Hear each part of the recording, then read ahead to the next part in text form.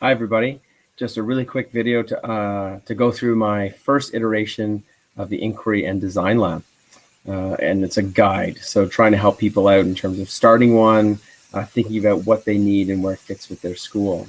So the first place that we'll start is really why a design lab in the first place. And I'll just share the screen here. One of the things which I think is really important is with the right combination of prompts and questions developed by both teachers and students, we can make innovation a cultural routine.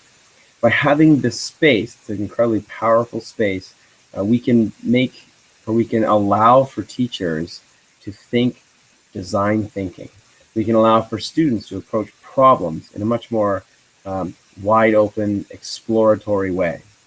So there's a lot of stuff that's out there around here. I cite the Horizon Report in terms of keeping education relevant, and these design labs with a makerspace element are critical, important educational initiatives.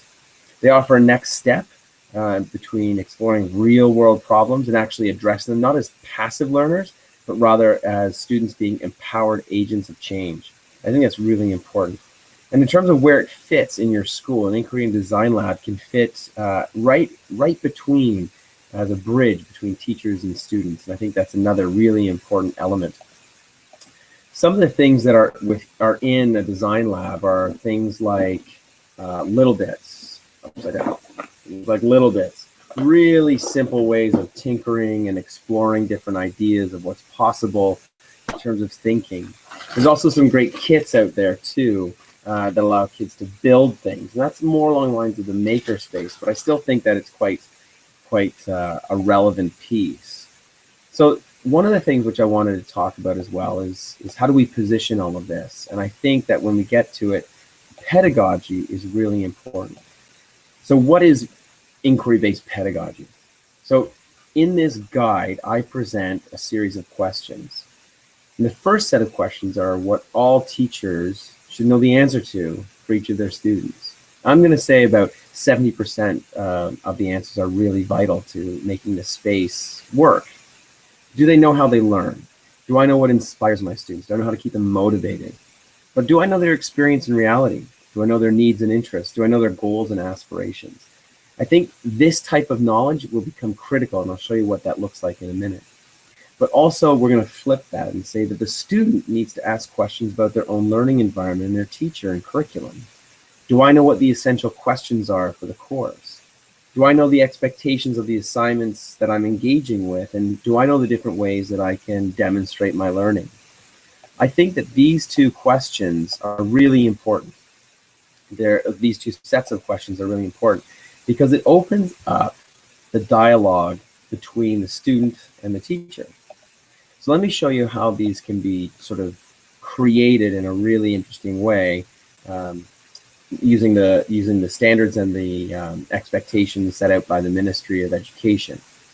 So we start on the left here with content and skills based on the curriculum. And from that, we develop essential questions.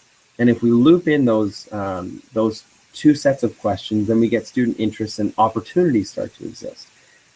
And this Inquiry and Design Lab captures all three of those elements. But then we layer on top of that something further. We connect students to the real world. We connect students through experiences and also through mentors. So beneath is kind of what this would look like if we were examining in a particular course. Let's say it was, in this case, I look at science, but it could be done in history. It could also be done in other courses as well. But let's take a closer look at this science idea.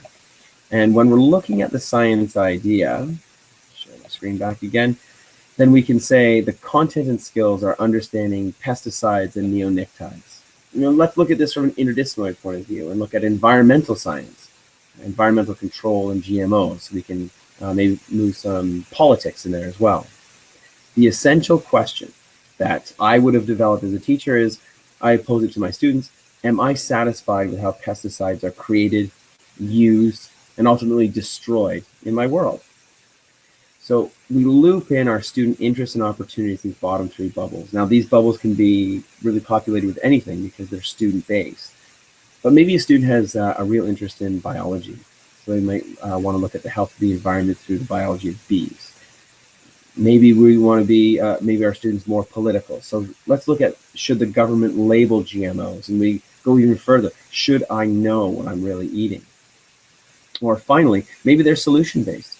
Maybe they want to live in this space and say, what alternatives are there that are environmentally and economically viable? And so we can explore these different places, and the design and inquiry lab are the places to do that. So we layer on top of that the connection to the real world. Field trip to the local waste disposal, maybe we go to some farms, maybe we visit some aviaries. Also, we connect students to farmers, biochemists, environmental agencies in this field. And that could be face-to-face, could be through Skype, could be through Twitter, could be through a whole number of different means.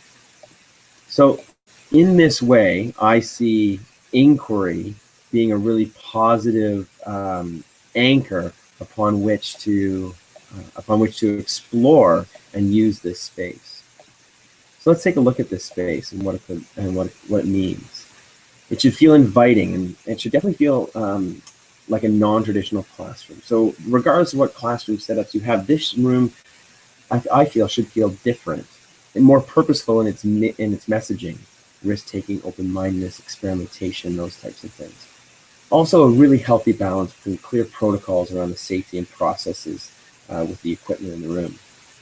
I think it should be divided into 3 different areas, or organized into 3 different areas.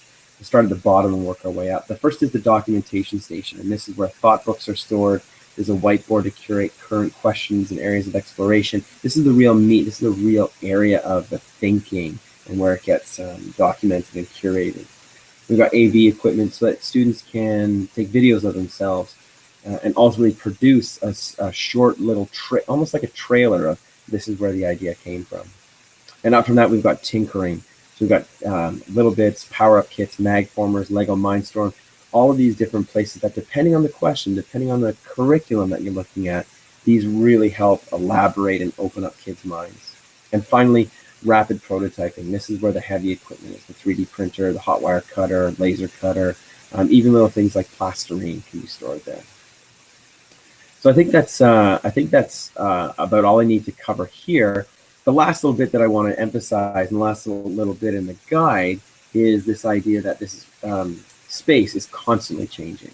So every year, every month, every project, you may be bringing in a new piece of equipment. You may be bringing in a new person who gives some ideas around the space. Maybe there's a new theme, or maybe there's a new phraseology that exists in the culture of your school. But it will always be changing, because this is really the heart of making innovation a routine within the culture of the school. So there it is. I've posted it on the Teachers Guild. Hopefully you can take a look at it and give me any feedback. I'd love that. Thanks so much.